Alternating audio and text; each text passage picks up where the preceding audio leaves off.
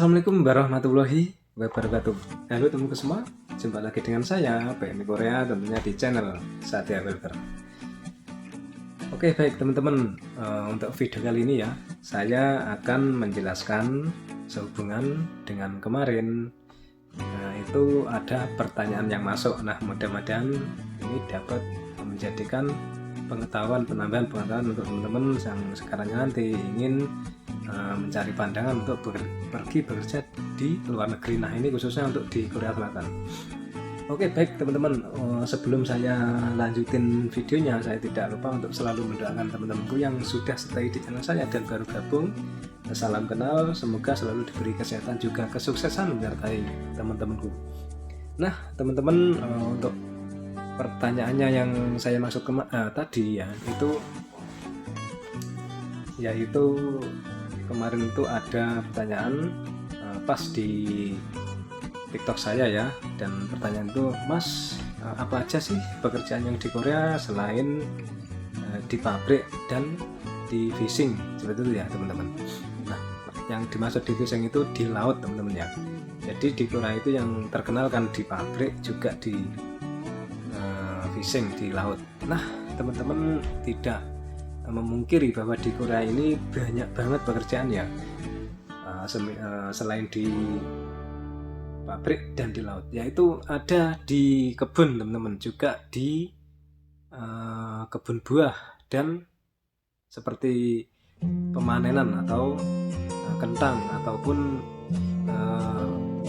bawang ya teman-teman ya. Nah ini menurut yang saya ketahui ya teman-teman, karena saya sekarang berada di negara Korea Selatan.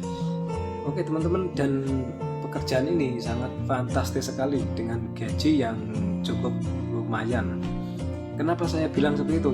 Karena untuk pekerjaan-pekerjaan ini itu biasanya ikut musiman ataupun ikut waktu, kalau waktu panen, waktu menanam, waktu buah, seperti itu teman-teman ya. Jadi itu ikut musim-musiman seperti itu, tidak setiap hari ada.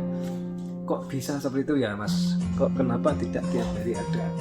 Ya karena di Korea ini musimnya itu terbagi menjadi 4 musim teman-teman ya. Jadi ada musim panas, ada musim dingin, nah ada musim salju. Nah ini kalau waktu musim dingin dan salju itu tentunya tumbuh-tumbuhan ataupun tanam-tanaman yang ada di kebun ataupun di sawah itu juga mati semua teman-teman. Jadi tidak bisa menanam seperti yang kita lakukan di Indonesia. Jadi seperti itu ya kendalanya teman-teman. Jadi kendalanya karena musimnya teman-teman di sini.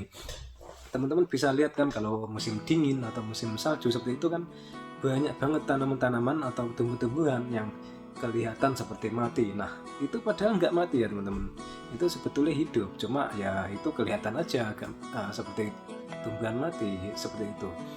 Nah jadi seperti apa sih Mas pekerjaannya?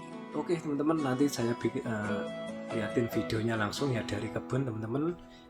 Di situ ada beberapa orang melakukan pekerjaan di kebun pas waktu panen. Nah itu biasanya di sini nanti untuk para petani ataupun bos-bosnya itu nanti mencari pekerja. Nah jadi untuk teman-teman yang ada di sini atau yang punya waktu luang ataupun yang ingin bekerja di perkebunan seperti itu juga bisa ya teman-teman ya. Nah untuk gajinya seperti apa sih Mas? Untuk gajinya sendiri nanti biasanya setiap hari kerja itu langsung dikasih gaji ya teman-teman. Nah dan gajinya ini sangat sungguh fantastis sekali teman-teman. Jadi ada yang 100 ribu won sampai 120 ribu won, ada yang kurang dari 100 ribu won seperti itu. Kok beda-beda sih Mas? Ya beda-beda karena apa? Karena untuk setiap pencari pekerja ini nanti ada yang namanya broker ataupun disebutnya pencari kerja teman-teman di sini itu ya, atau calo ya teman-teman ya. Nah untuk calo-calo ini nanti biasanya mencari pekerja yang mau bekerja di kebun tersebut, dan nanti akan mendapat keuntungan dari masing-masing pekerjaan tersebut teman-teman. Seperti itu sistemnya. Jadi yang saya ketahui seperti itu teman-teman ya. Nah untuk yang di video ini teman-teman ya, teman-teman bisa lihat di situ banyak banget ya yang ikut bekerja ya teman-teman. Nah ini ya. Di situ banyak yang bekerja, dan nanti biasanya kalau sudah selesai bekerja seperti itu, biasanya kan dari pagi ya teman-teman, dari pukul 8 pagi itu nanti sampai petang hari, ataupun sampai jam 6 sore atau jam 5 sore seperti itu, ikut sajangnya ya aturan kerjanya. Sebetulnya aturan kerjanya itu juga hampir sama dengan di pabrik, cuma kalau yang di perkebunan ini mungkin lebih pendek lagi ya teman-teman, karena dilihat dari segi kerjanya juga lebih berat lagi ya teman-teman, karena nanti lihat aja teman-teman ya, di panasan seperti itu, dan untuk pekerjanya itu juga agak lumayan berat ya, jadi panas, terus masukin karung seperti ini itu ya lumayan agak sedikit berat, tapi ya menurut kita lihat dari gajinya itu ya lumayan bagus ya teman-teman, lumayan sangat meyakinkan ya teman-teman. Oke, seperti itu teman-teman ya contohnya. Jadi ada yang di kebun ya, jadi ada yang di kebun bawang bombay seperti ini, dan nanti ada juga yang di kebun buah kayak gitu ya, kebun anggur seperti itu. Banyak banget teman-teman di sini itu. Jadi bahkan selain di kebun sendiri, itu juga ada di konstruksi atau di konstruksi atau bangunan teman-teman, itu juga ada. Sama aja teman-teman ya. Sebetulnya untuk kerja harian ini bukan cuma di kebun aja teman-teman. Sebetulnya di pabrik juga ada ya, di di laut juga ada. Cuma kebanyakan ini yang pencari kerja ini itu di kebun ya teman-teman, yang untuk kerja hariannya ini, ataupun di sini disebutnya arbeiter ya teman-teman, seperti itu, arbeitan ya, seperti itu. Jadi kerjanya itu harian, dan nanti akan menerima gajinya juga harian juga teman-teman. Nah, untuk teman-teman yang biasanya di sini itu sukanya kerja harian ini pasti tahu dan hafal. Jadi untuk bulan-bulan pas waktu panen, bulan-bulan pas waktu para bos-bos tani ini membutuhkan pekerja, itu hafal banget ya teman-teman. Jadi untuk teman-teman yang suka ini itu tentunya juga sudah mengerti dan sangat senang ya kalau waktu panen, waktu